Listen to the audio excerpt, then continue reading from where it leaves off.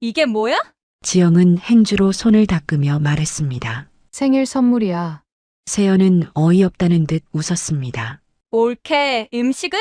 그때 오복순도 거실에서 걸어 나왔습니다. 식탁이 꽃다발을 보더니 얼굴이 굳었어요. 한지영, 너 지금 뭐 하는 거니? 지영은 그제야 시어머니를 똑바로 봤습니다.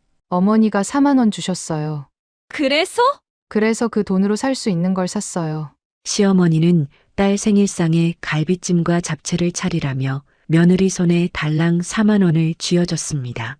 그런데 그날 식탁 위에 올라간 건 음식이 아니라 정확히 4만 원짜리 흰 꽃다발 하나였습니다. 신우이는 식탁을 보자마자 얼굴이 굳었습니다. 거실에서 드라마를 보던 시어머니도 리모컨을 쥔 채 그대로 멈췄어요.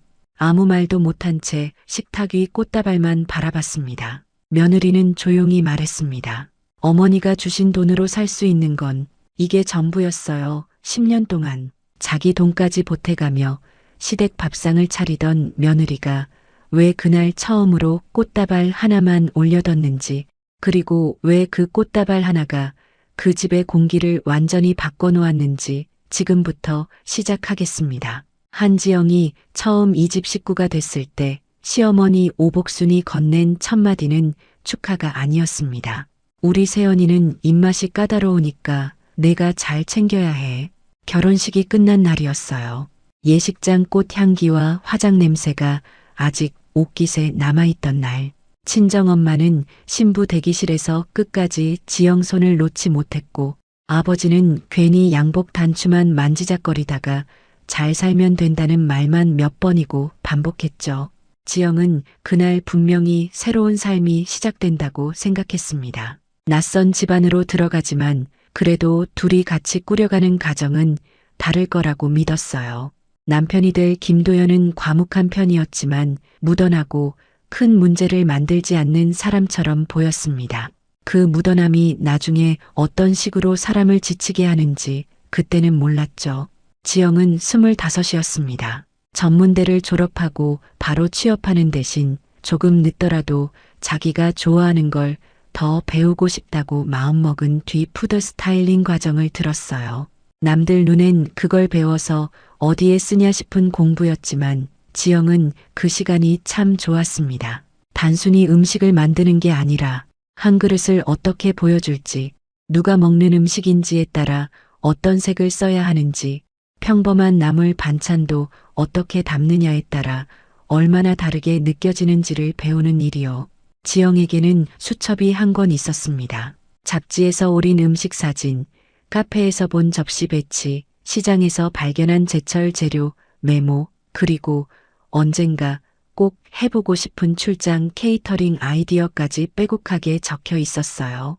수첩 맨 앞장에는 삐뚤빼뚤한 글씨로 이렇게 적혀 있었습니다. 언젠가 내 이름으로 한 상을 차려보고 싶다. 누구 생일상, 누구 제사상, 누구 손님상 말고요.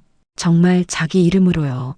그 수첩이 서랍 맨 아래로 들어간 건 결혼하고 석 달도 지나지 않아서였습니다. 처음부터 시댁과 아주 가까이 지낸 건 아니에요. 같은 구 안에 사는 정도였죠. 그런데 가까운 거리라는 건 편리함보다 호출의 이유가 되기 쉬웠습니다. 지영아, 오늘 저녁만 같이 먹자. 이번 주말에 이모네도 온다. 명절은 당연히 일찍 와야지. 세연이가 반찬 좀 싸달라네. 처음엔 한 번씩 부탁처럼 시작됐는데 어느 순간부터는 지영이 늘 있어야 성립되는 일정이 되어 있었습니다. 오복수는 대놓고 나쁜 사람처럼 행동하는 타입은 아니었어요. 그래서 더 피곤했습니다. 언뜻 보면 다정하고 남들 앞에선 며느리 칭찬도 잘했거든요. 우리 며느리는 손이 빨라. 음식 감각이 있어. 복 받았지, 내가. 그런데 그 말 뒤에 따라붙는 건 늘 비슷했습니다. 그러니까 이것도 좀 해. 내가 하는 게 제일 낫다. 너는 원래 이런 집안일 체질이야.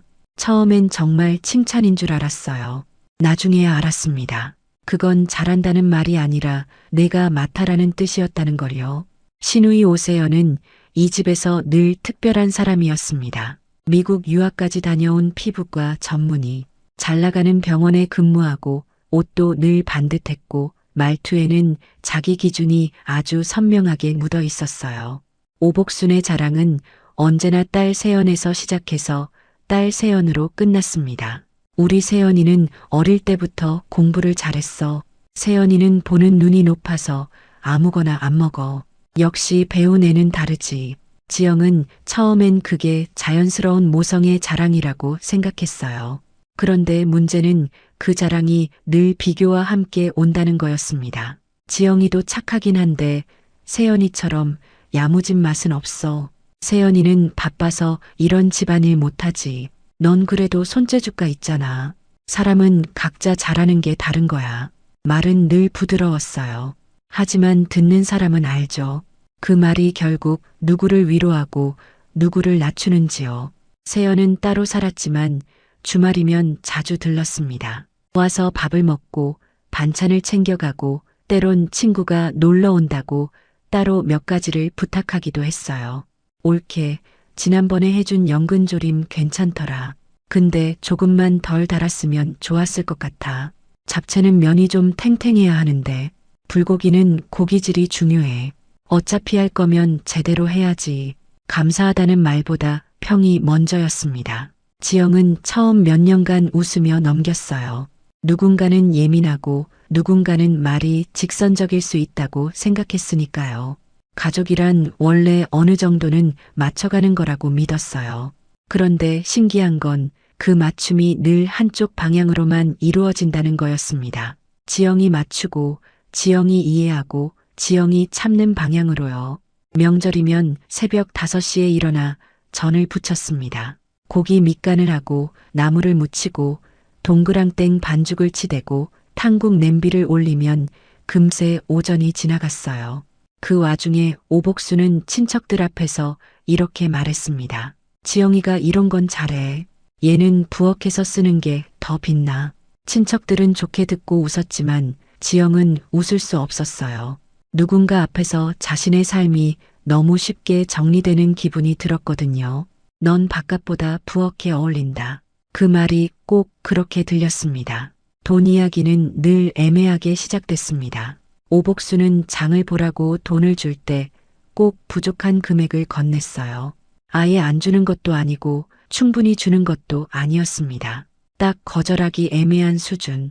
받는 사람이 불편해서 자기 돈을 보태게 되는 수준이었죠. 이 정도면 되지. 시장 가면 싸게 잘 살 수 있잖아. 너는 알뜰하니까 잘하겠지. 처음엔 지영도 시장 물가를 잘 몰랐습니다. 결혼 전엔 집안 제사상을 차려본 적이 없었으니까요. 갈비 한 근이 얼마인지, 과일 한 상자 값이 얼마나 오르는지, 명절 직전 채소값이 얼마나 뛰는지 그때 처음 배웠어요. 그리고 곧 알게 됐죠. 시어머니가 주는 돈으로는 절대 안 된다는 걸요. 그런데 이상하게도 매번 방법은 하나였습니다. 부족하면 자기가 보태면 됐으니까요. 갈비가 조금 모자라면 카드로 더 사고, 사과가 상태가 안 좋으면 조금 비싼 걸로 바꾸고, 손님 수가 예상보다 늘면 두부며 버섯이며 다시 사와야 했어요. 지영은 처음엔 그걸 한두 번 있는 일이라고 생각했습니다. 가족 일이니까 한 번쯤은 그럴 수 있다고요. 하지만 그 한두 번이 어느새 몇 년이 됐어요. 문제는 그 비용보다도 그 일을 아무도 정확히 보지 않는다는 사실이었습니다. 식탁 위에 음식이 차려져 있으면 그걸로 끝이었어요. 누가 얼마를 보탰는지, 누가 어디서 몇 시간을 서 있었는지, 누가 마지막 설거지까지 했는지는 아무도 묻지 않았습니다. 한 번은 카드 명세서를 정리하다가 지영 손이 멈췄어요. 시댁 장본 내역이 연달아 찍혀 있었거든요. 명절 과일가, 세연 생일상 재료비, 오복순 지인들 온 날 추가 장보기, 반찬통, 포장 용기까지. 지영은 한숨을 쉬었습니다. 그걸 본 도연이 물었어요. 왜 그렇게 많이 나왔어? 그 말이 참 이상하게 들렸어요. 왜 많이 나왔냐는 질문이 아니라 왜 이제야 보느냐는 질문처럼 들렸거든요. 지영은 명세서를 도연 쪽으로 밀었습니다. 당신 어머니가 준 돈으로는 항상 모자라. 내가 계속 보탰어. 도연은 몇 줄을 내려보다가 말했어요. 엄마가 원래 돈 계산에 둔한 편이잖아. 지영은 가만히 그를 봤습니다. 그럼 몇 년 동안 계속 둔했던 거네. 도연은 대답하지 못하고 애매하게 웃었습니다. 그 웃음이 지영을 더 지치게 했어요. 아기가 없다는 말, 원래 그런 사람이란 말, 집안 분위기가 원래 그렇다는 말, 그 말들은 늘 문제를 설명하는 척하면서 아무것도 바꾸지 않는 쪽으로만 쓰였습니다. 그날 지영은 처음으로 뚜렷하게 느꼈어요. 이 집에서 가장 편한 사람은 막말하는 사람이 아니라 늘 중간에서 모른 척하는 사람일 수 있다는 거려. 세연의 생일이 다가왔을 때도 분위기는 똑같았습니다.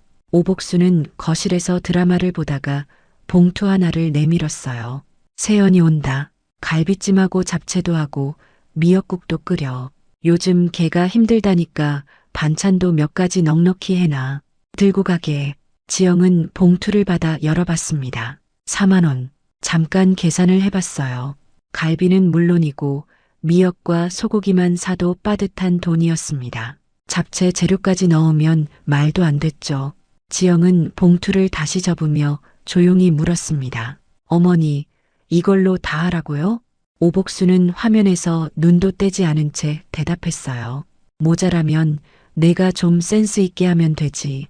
그런 것도 일일이 말해야 하니? 그 순간 스피커폰이 울렸습니다. 세연이었어요. 엄마, 잡채는 꼭 해. 지난번엔 당면이 조금 퍼졌더라. 오복순이 웃으며 말했어요. 알았어. 지영이 시키면 잘하지. 그 대화가 끝나고도 지영은 잠시 그 자리에 서 있었습니다. 자기 이야기가 나오는데도 누구도 자기에게 직접 묻지 않는 장면. 자기가 일을 할 사람이라는 건 이미 결정돼 있고 품질 평가만 오가는 장면. 그날 저녁 도연이 퇴근에 들어왔을 때 지영은 봉투를 식탁 위에 올려놨습니다. 어머니가 세연 씨 생일상 차리라고 준 돈이야. 도연은 봉투 안을 들여다보다가 미세하게 표정을 굳혔어요. 이걸로? 지영은 그를 바라봤습니다. 이번에는 정말로 한 번쯤 남편이 먼저 문제라고 말해주길 바랐어요. 그래, 이걸로 갈비찜, 잡채, 미역국, 반찬까지 다 하래. 도연은 봉투를 다시 내려놓았습니다. 그리고 잠시 머뭇거리더니 결국 이렇게 말했어요. 내가 나중에 좀 보태면 되잖아. 지영은 그 순간 오히려 이상할 만큼 차분해졌어요. 화가 나서가 아니라 이제는 기대할 게 없다는 게 너무 분명해져서요. 나중에 좀 보태면. 그 말들 속에는 늘 같은 게 숨어 있었습니다. 지금 문제를 정면으로 보지 않겠다는 태도, 누군가 이미 힘들어하고 있는데도 그 불편함을 미루는 습관. 지영은 고개를 끄덕이지도 않았습니다. 그냥 봉투를 다시 접었어요. 그날 밤 침대에 누웠는데 잠이 오지 않았습니다. 억울한 일을 당한 날의 잠은 늘 비슷했어요. 머릿속에서 대화가 몇 번이고 다시 재생되고 그때 못한 말들이 늦게 떠오르죠. 그런데 이번엔 조금 달랐습니다. 분하고 서러운 감정 뒤에 아주 선명한 생각이 하나 떠올랐거든요. 이제는 정말 안 하겠다. 신기하게도 그 생각을 하고 나니 심장이 조금 가라앉았습니다. 며칠 전 시장 골목에서 본 꽃집이 떠올랐어요. 유리문 너머 흰 꽃다발 하나가 놓여 있었죠. 가격표가 달려 있었습니다. 4만 원. 지영은 천장을 보고 누운 채 눈을 깜빡였습니다. 생일상 대신 꽃다발, 갈비찜 대신 꽃다발. 말도 안 되는 선택 같았지만 동시에 너무 정확한 선택 같았습니다. 주어진 돈으로 살 수 있는 것을 정말 그대로 사오는 것. 누군가 당연히 메워줄 거라고 믿고 밀어놓은 빈칸을 이번엔 메우지 않는 것. 처음으로 마음이 조용해졌어요. 다음 날 아침 지영은 평소처럼 장바구니를 챙기지 않았습니다. 늘 쓰던 앞치마도 꺼내지 않았어요. 지갑과 봉투만 들고 집을 나섰습니다. 시장까지는 걸어서 10분 남짓. 익숙한 길이었지만 그날은 발걸음이 다르게 느껴졌어요. 누구 부탁을 들어주러 가는 사람의 걸음이 아니라 자기 결정을 하러 가는 사람의 걸음처럼요. 처음엔 습관처럼 정육점 앞에 섰습니다. 갈비 진열대와 가격표를 보고 속으로 다시 한번 계산했어요. 역시 말이 안 됐습니다. 4만 원으로는 시작도 못하는 금액. 예전 같았으면 여기서 자기 카드가 나왔겠죠. 자기도 알았습니다. 늘 그렇게 해왔으니까요. 그런데 그날은 아니었어요.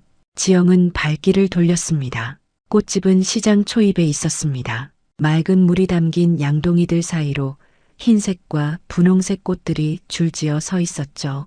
유리문을 밀고 들어가니 꽃 냄새가 차갑고 깨끗했습니다. 진열대 한가운데 며칠 전 봤던 꽃다발이 그대로 있었습니다. 국화와 카네이션, 작은 초록 잎이 단정하게 섞인 흰 꽃다발.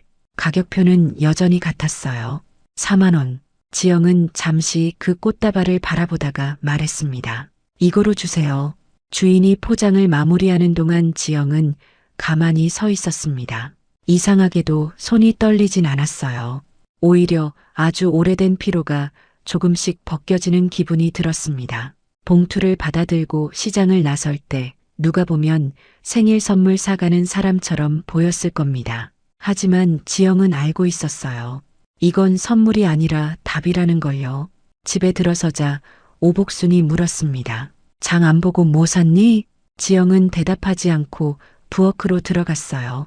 식탁 중앙에 꽃다발을 조심스럽게 내려놨습니다. 접시도 없고 음식 냄새도 없고 달그락거리는 소리도 없었어요.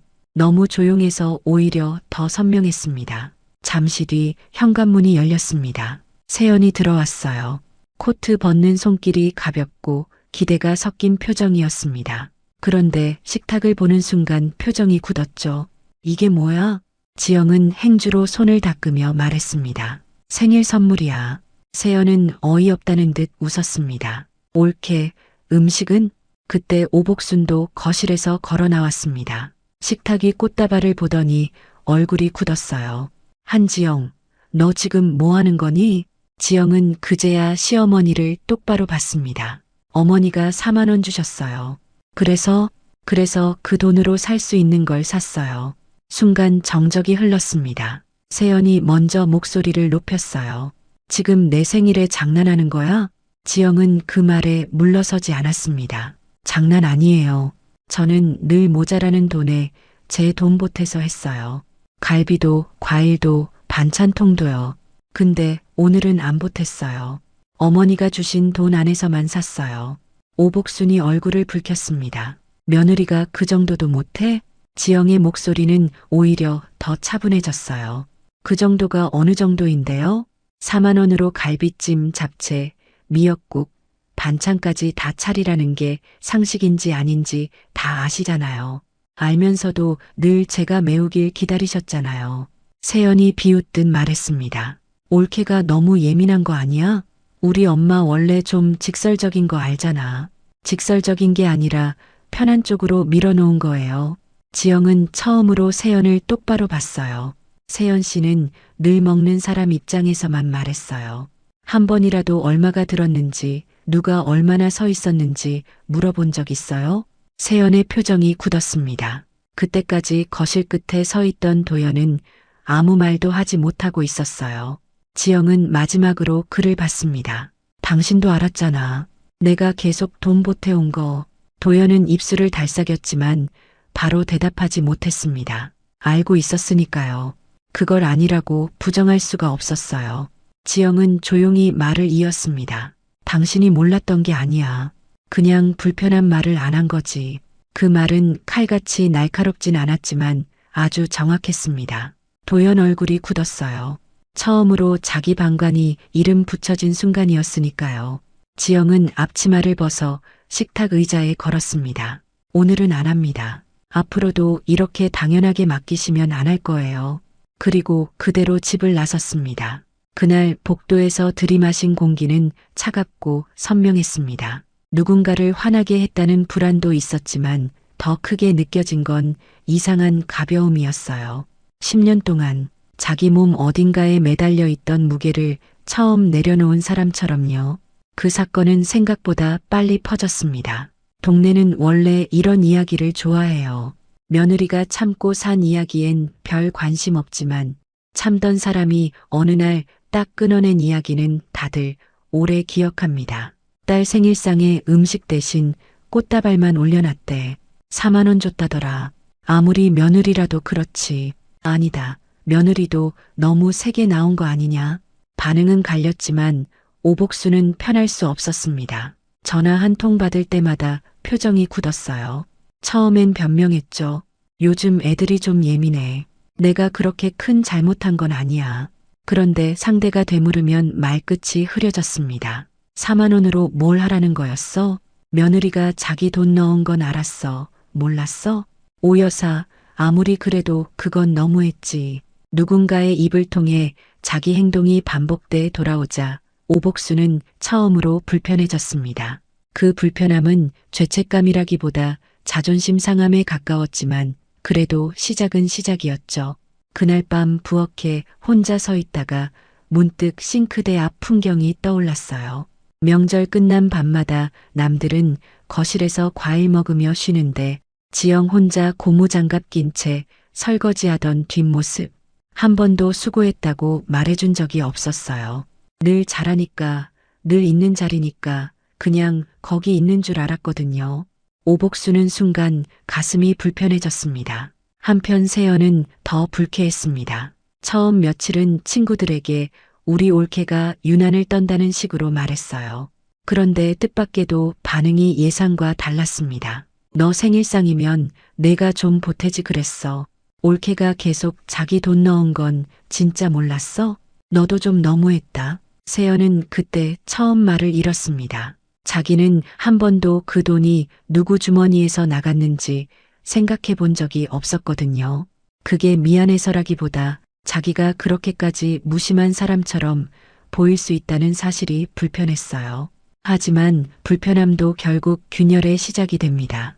도연은 더 늦게 흔들렸습니다. 집안이 시끄러워진 게 괴로운 줄만 알았는데 어느 날 보니 진짜 불편한 건 다른 데 있었어요. 지영이 조용해졌다는 거, 아예 예전처럼 웃지 않는다는 거, 말을 걸면 대답은 하지만 더 이상 기대를 담지 않는다는 거, 그 차이는 생각보다 컸습니다. 며칠 뒤 저녁 지영은 식탁에 수첩 몇 권과 통장, 계산 메모를 펼쳐두고 있었습니다. 도연이 물었어요. 그건 뭐야? 지영은 숨기지 않았습니다. 예전에 하려던 것들. 도연이 수첩을 넘겨봤어요. 출장 케이터링, 도시락 구성표, 메뉴 사진, 예상 단가, 시즌별 상차림 아이디어. 낡은 종이지만 정성은 살아있었습니다. 이걸 계속 갖고 있었어? 버리진 못했어. 왜 말 안 했어? 지영은 잠시 그를 바라보다가 말했습니다. 말할 틈이 없었어. 당신네 집에선 내가 뭘 하고 싶은 사람이라기보다 그냥 필요한 일을 하는 사람으로 있었으니까. 그 말이 도연을 오래 붙잡았습니다. 그날 밤 그는 카드 명세서를 다시 봤어요. 몇 년치를 다 볼 필요도 없었습니다. 최근 몇 달만 봐도 충분했어요. 시댁 장 본 날들, 손님 오던 날들, 과일값, 고기값, 반찬 재료, 지영 말이 맞았습니다. 자기는 알고 있었어요. 정확히는 알 수 있었는데 안 본 척한 거죠. 그제야 미안함보다 먼저 부끄러움이 왔습니다. 누군가를 사랑한다고 말하면서 그 사람이 어디서 닳고 있는지도 모른 척한 세월이 한꺼번에 밀려왔거든요. 며칠 뒤 지영은 동네 상가 하나를 보러 갔습니다. 예전에 반찬 가게가 있다가 문을 닫은 자리였어요. 크진 않았지만 주방 설비를 어느 정도 살릴 수 있었고 동네 주민센터와 아파트 단지 사이에 있어 유동인구도 나쁘지 않았습니다. 유리문에 붙은 임대문의 종이를 한참 바라보다가 안쪽을 들여다봤어요. 먼지가 좀 쌓였고 벽지는 누렇게 바랬지만 지영 눈에는 다른 게 보였습니다. 냉장 쇼케이스가 들어갈 자리, 반찬통이 놓일 선반, 예약 주문표를 붙여둘 벽, 도시락을 포장할 작은 작업대. 큰 가게를 꿈꾼 건 아니었습니다. 처음부터 거창한 사업을 하겠다는 것도 아니었죠. 그저 자기 손으로 만든 음식이 더 이상 당연한 희생으로 소비되지 않는 장소가 하나 있으면 좋겠다고 생각했어요. 집으로 돌아온 지영은 수첩을 다시 펼쳤습니다. 출장 케이터링은 초기 비용이 컸고 인력도 필요했어요. 혼자 시작하기엔 부담이 컸습니다. 그래서 방향을 바꿨죠. 작은 반찬과 도시락, 예약 상차림. 문제는 역시 돈이었습니다. 보증금, 월세, 보건증, 기본 인테리어, 냉장고, 작업대, 간판, 용기, 첫 재료비. 수첩 속 꿈은 아름다웠지만 현실은 숫자부터 무거웠어요. 지영은 적금 통장을 꺼내놓고 한참 봤습니다. 결혼 전에 모은 돈이었고 중간중간 시댁일에 조금씩 새어나갔지만 그래도 끝까지 지켜온 돈이었습니다. 그걸 깨면 되돌리기 쉽지 않다는 걸 알았어요. 도연이 조심스럽게 물었습니다. 얼마나 부족해? 지영은 쉽게 대답하지 않았습니다. 도와주겠다는 말이 반가우면서도 동시에 늦었다는 생각이 먼저 들었거든요. 도연은 잠시 있다가 다시 말했습니다. 내가 도와줄게 라고 말하면 너무 쉽게 들릴 거 알아. 지금까지 내가 너무 편한 쪽에 있었던 것도 알아. 그래도 이번엔 말만 하지 않을게. 지영은 고개를 들지 않았어요. 그 후 며칠 동안 도연은 정말 말을 줄이고 행동을 했습니다. 주말마다 같이 상가를 보러 다녔고 보건소 일정과 위생교육을 찾아봤고 중고 쇼케이스와 작업대 가격도 알아봤어요. 직접 차를 몰고 중고 주방기구 매장까지 같이 갔습니다. 무엇보다 가장 달라진 건 시댁과의 거리두기였어요. 오복순이 전화해서 말했습니다. 주말에 와서 반찬 좀 해놔라. 도연은 예전처럼 애매하게 웃으며 넘기지 않았습니다. 이제 그런 건 지영한테 당연하게 맡기지 마세요. 오복순은 바로 언성을 높였어요. 너 장가를 누구한테 갔니? 도연은 낮게 대답했습니다. 제가 이제야 제 아내 편에 서는 겁니다. 그 말은 늦었지만 필요했습니다. 지영은 그 통화를 옆에서 들었어요. 곧바로 마음이 녹진 않았지만 적어도 이번엔 남편이 뒤로 빠지지 않는다는 건 알 수 있었습니다. 가게를 여는 과정은 생각보다 훨씬 험했습니다. 첫 견적서를 받은 날 지영은 한참 말을 하지 못했어요. 수첩에 적어둔 예상 금액보다 훨씬 컸습니다. 이건 안 되겠다. 처음 봐둔 자리는 포기해야 했어요. 대신 더 좁고 오래됐지만 월세가 낮은 곳으로 방향을 바꿨습니다. 간판도 새로 맞추지 않았어요. 기존 틀을 최대한 살리고 색만 다시 칠했습니다. 냉장고는 새것 대신 중고를 들였고 선반은 도연이 주말마다 사포질해서 다시 썼어요. 포장 용기도 가장 저렴한 걸로 골랐고 처음 메뉴도 과감히 줄였습니다. 제철 나물 반찬 2가지, 소불고기 도시락, 그리고 예약용 소규모 상차림. 욕심을 줄이는 건 아쉬운 일이었지만 지영은 처음으로 알았어요. 버티기 위해 덜어내는 것도 능력이라는 걸요. 오픈 전날 밤 둘은 거의 새벽까지 가게에 있었습니다. 가격표를 붙이고 용기를 닫고 반찬통 위치를 다시 맞추고 동선을 계속 점검했어요. 지영은 피곤했지만 묘하게 잠이 오지 않았습니다. 두려움과 설렘이 동시에 있었어요. 오픈 첫날은 기대보다 조용했습니다. 동네 사람 몇 명이 들어와 둘러보고 반찬 하나씩 사가고 도시락은 예약한 것뿐이었어요. 맛있네요 하는 말은 들었지만 매출은 많지 않았습니다. 둘째 날도 비슷했습니다. 셋째 날엔 비까지 왔어요. 손님보다 걱정이 더 많았습니다. 밤마다 계산기를 두드리면 재료비를 빼고 남는 돈이 너무 적었어요. 남는 게 없는 날도 있었습니다. 내가 괜히 시작했나? 그 말을 처음 내뱉은 날 지영 목소리는 아주 작았습니다. 도연은 그 말에 쉽게 괜찮아질 거야 라고 하지 못했어요. 현실이 그렇게 만만하지 않다는 걸 둘 다 알고 있었거든요. 대신 다음 날 새벽 같이 시장에 나갔습니다. 어디가 채소 단가가 더 낮은지, 어떤 집은 거래를 꾸준히 하면 좀 더 맞춰주는지, 전날 예약하면 더 신선하면서도 싸게 받을 수 있는 품목이 뭔지 직접 발로 배웠어요. 지영도 계속 조정했습니다. 손은 많이 가는데 마진이 너무 적은 메뉴는 뺐고 단골이 자주 찾는 반찬은 양을 늘렸고 도시락은 계절에 따라 구성을 바꿨습니다. 처음엔 예쁘게 담는 데 집중했지만 곧 알게 됐어요. 가게는 보기 좋은 것만으로 버티지 못한다는 걸요. 좋아하는 일과 버티는 일은 달랐습니다. 창업은 자존심보다 계산이 먼저인 순간이 많았고 정성만으로는 안 되는 날도 분명히 있었어요. 그런데도 이상하게 예전 시댁 부엌에서 느끼던 허무함은 덜했습니다. 적어도 지금 하는 고생은 남 좋은 일 하느라 하는 게 아니었으니까요. 성공 여부와 별개로 이건 자기 선택의 무게였어요. 한 달쯤 지나자 단골이 생기기 시작했습니다. 우리 엄마가 이 나물 반찬 좋아해요. 사장님 도시락이 간이 세지 않아서 좋아요. 지난번 집들이 상차림 좋았어요. 다음 달에도 부탁드릴게요. 입소문은 방송처럼 화려하진 않았지만 느리고 단단하게 퍼졌습니다. 어느 날은 아이 손을 잡고 온 젊은 엄마가 말했어요. 여기 음식은 이상하게 집밥 같은데 또 집밥보다 정갈해요. 그 말에 지영은 잠깐 멈췄습니다. 누군가 자기 음식의 결을 정확히 알아봐준 느낌이었거든요. 또 어떤 날은 혼자 사는 노인이 반찬 2팩을 사가며 말했어요. 양은 많지 않아도 돼. 대신 이런 손맛이 있으면 밥 먹을 기분이나. 그 말을 듣고 난 뒤 지영은 가게 문 닫고 한참 생각했습니다. 자기가 하고 싶었던 일이 꼭 거창한 행사나 화려한 케이터링만은 아니었을지도 모른다고요. 누군가의 평범한 하루를 조금 덜 외롭게 만드는 밥상, 그것도 충분히 자기 일이 될 수 있겠다고 느꼈습니다. 가게가 조금씩 자리를 잡아갈 무렵 오복순이 혼자 찾아왔습니다. 문을 열고 들어온 순간부터 어색함이 묻어났어요. 예전 같으면 이건 왜 이렇게 났니부터 시작했을 사람이 그날은 아무 말도 못했습니다. 진열대에 놓인 반찬통, 벽에 붙은 예약표, 앞치마를 두른 지영의 손을 가만히 보기만 했어요.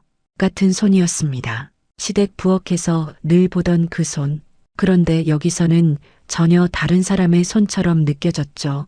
남의 집 식탁을 채워주던 손이 아니라 자기 삶을 꾸려가는 사람의 손처럼 보였으니까요. 오복수는 한참 서 있다가 겨우 말했습니다. 바쁘니? 조금요. 지영의 대답은 짧았어요. 차갑다기보다 담담했습니다. 예전처럼 눈치 보며 웃지 않았죠. 오복수는 손에 쥔 가방 끈을 만지작거리다가 작게 말했습니다. 내가 너무 당연하게 생각했다. 지영은 바로 반응하지 않았습니다. 양념통 뚜껑을 닫고 주문서를 정리하고 그제야 잠깐 고개를 들었어요. 오복수는 시선을 피하지 못한 채 말을 이었습니다. 내가 늘 해주니까 원래 그런 줄 알았어. 고맙다는 말도 안 하고 미안하다. 그 말은 늦었어요. 너무 늦었습니다. 한마디로 10년이 지워질 수는 없죠. 하지만 그렇다고 해서 없는 말처럼 지나칠 수도 없었습니다. 왜냐하면 지영도 알았거든요. 이 말 한마디를 꺼내기까지 오복순 같은 사람은 꽤 오래 걸린다는 거요. 지영은 짧게 말했습니다. 앞으로는 당연하게 생각하지 마세요. 그 말엔 원망도 용서도 다 섞여 있었습니다. 완전히 풀린 건 아니지만 적어도 선은 다시 그어졌어요. 오복수는 반찬 2팩을 샀습니다. 돈을 내면서도 괜히 민망한 표정이었어요. 평생 처음으로 며느리 손맛의 값을 지불하는 순간이었으니까요. 세연은 더 늦게 왔습니다. 자존심이 상해서 한동안 안 오다가 주변에서 계속 말을 듣고 나서야 겨우 문을 열었어요. 세연은 여전히 차려입고 있었지만 예전처럼 당당하진 않았습니다. 가게 안을 둘러보다가 말했습니다. 생각보다 괜찮네. 지영은 담담하게 대답했어요. 응, 아직은 작아. 잠시 침묵이 흐른 뒤 세연이 말을 꺼냈습니다. 옳게, 나도 좀 생각이 짧았어. 지영은 아무 말 없이 기다렸습니다. 성급하게 괜찮다고 말해줄 생각은 없었어요. 세연은 핸드백 끈을 만지작거리며 다시 말했습니다. 난 그냥 올케가 원래 이런 거 잘하고 또 그냥 하는 사람인 줄 알았어. 힘든 줄 몰랐어. 아니, 알려고 안 했던 것 같아. 그 말은 완벽하지 않았습니다. 여전히 자기 중심적이었고 깔끔하지도 않았어요. 하지만 적어도 예전처럼 가볍진 않았습니다. 지영은 짧게 대답했습니다. 이제라도 알면 됐어. 세연은 잠시 입술을 깨물다가 반찬 몇 가지를 골랐어요. 그리고 계산대 앞에서 망설이다가 말했습니다. 잡채 이번엔 내가 돈 내고 사갈게. 별것 아닌 말인데도 이상하게 오래 남았습니다. 한 번도 자기 몫을 계산해 본 적 없는 사람이 처음으로 값을 치르는 순간이었으니까요. 가게는 드라마처럼 하루아침에 대박 나지 않았습니다. 대신 계절이 2번 바뀌는 동안 조금씩 자리를 잡았습니다. 어떤 달은 예약이 몰려 허리가 휘청거렸고 어떤 달은 장마 탓에 손님이 뚝 끊겨 불안했어요. 냉장고가 갑자기 말썽을 부리는 날도 있었고 새벽에 재료를 잘못 받아 다시 뛰어나간 날도 있었습니다. 하지만 지영은 계속했습니다. 그 과정에서 자기 일의 모양도 조금씩 더 또렷해졌어요. 단순히 요리를 잘하는 게 아니라 누가 먹을 음식인지 생각하고 어떤 자리에 놓일 상인지 상상하고 평범한 반찬도 한 끼의 위로처럼 느껴지게 만드는 감각. 그건 오복순이 말하던 집안일 체질 같은 게 아니었습니다. 누군가의 집안일에 적합한 사람이 아니라 자기 손으로 자기 일을 설계할 수 있는 사람이었던 거죠. 어느 날 단골 손님 한 사람이 도시락을 받아들고 말했습니다. 사장님, 음식은 이상하게 위로받는 기분이 들어요. 지영은 그 말을 듣고 잠깐 웃었습니다. 위로. 예전엔 그런 단어를 자기 삶과 연결해 본 적이 없었어요. 늘 누군가를 위해 움직이는 역할에 익숙했지 자기 일이 누군가에게 어떤 의미가 되는지 생각할 틈이 없었거든요. 그날 저녁 가게 문을 닫고 나오는데 도연이 밖에 서 있었습니다. 두 손에 장바구니를 들고 있었어요. 오늘도 수고했어. 예전 같으면 너무 늦은 말이었을 겁니다. 그리고 실제로 늦었죠. 하지만 지영은 이제 그 늦은 말 하나에 인생이 흔들리지 않았습니다. 그저 담백하게 대답했어요. 응, 오늘은 좀 힘들었어. 도연이 고개를 끄덕였습니다. 알아. 그래서 내가 왔지. 지영은 아주 조금 웃었습니다. 이제는 누군가의 인정이 있어야만 자기 가치가 생기는 건 아니었지만 그래도 옆에서 같이 짐을 들어주는 사람이 있다는 건 나쁘지 않았어요. 둘은 천천히 집으로 걸었습니다. 바람이 조금 차가웠어요. 문득 지영은 그날이 떠올랐습니다. 4만 원짜리 흰 꽃다발을 식탁 위에 올려놓던 날. 그날의 공기도 오늘처럼 차갑고 선명했죠. 다만 분명히 다른 게 있었습니다. 그날의 지영은 더는 참지 않겠다고 결심한 사람이었고 오늘의 지영은 이미 자기 삶을 다시 차려내고 있는 사람이었습니다. 생각해보면 그 집 식탁 위에 올라갔던 건 단순한 꽃다발이 아니었는지도 모릅니다. 10년 동안 당연하게 소비되던 한 사람의 시간과 노동, 늘 보이지 않던 마음의 가, 그리고 더는 공짜로 내주지 않겠다는 결심이 처음으로 형태를 가진 순간이었겠죠. 가격표가 붙은 건 꽃다발이었지만 사실 그날 처음 세상 앞에 놓인 건 지영 자신의 마음이었는지도 몰랐습니다. 그리고 한번 제 값을 알게 된 마음은 예전처럼 함부로 다뤄지지 않습니다. 오늘 이야기가 마음에 남으셨다면 구독과 좋아요를 눌러주세요. 여러분의 따뜻한 댓글 하나가 정말 큰 힘이 됩니다. 항상 건강하시고 행복하세요.